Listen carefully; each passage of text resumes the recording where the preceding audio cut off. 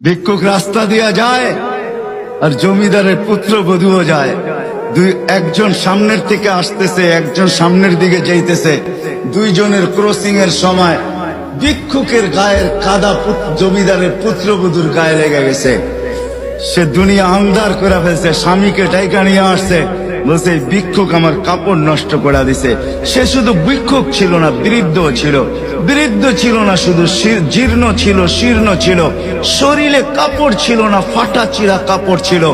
পায়ে জুতা ছিল না, পেটে ভাত ছিল না।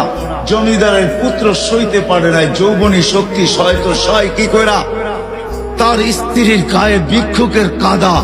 বস সমগ্র শক্তিকে হাতে জমা করা, একত্র করা বৃদ্ধের গালে বসায়। বৃদ্ধ কিচ্ছু বলে নাই, শুধু উপরের দিকে তাকায় দুই তিনটা শব্দ উচ্চারণ করছেন। শব্দগুলা হলো ইয়া মাল্লা তারা হলো ওয়ুন, ও আল্লাহ চোখে দেখা যায় না। ও তারা কুল্লা শাই, তুই সব দেখিস। ফারা তারা মা বি, তুই কি দেখিস না আমার সাথে কি ঘটতেছে? এটা কি দেখিস না? বলতে দেরি যুবক, মরতে দেরি হয় নাই। জমিদার চলে আসছে, প্রতিশোধ নিবে।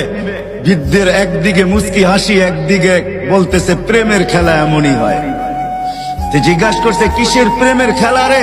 বলছে ওর প্রেমিকার গায়ে আমার কাদা লাগছে, পায়ের কাদা লাগছে, ও সইতে পারে নাই। যৌবনী শক্তি দিয়ে আমার বৃদ্ধ গালে বসায় দিছে। আমাকেও একজন ভালোবাসে, সেও সইতে পারে না, সেও সইতে পারে না। ও তো থাপ্পড় দিয়া খেলতো, সে জান নিয়ে নিছে, জান।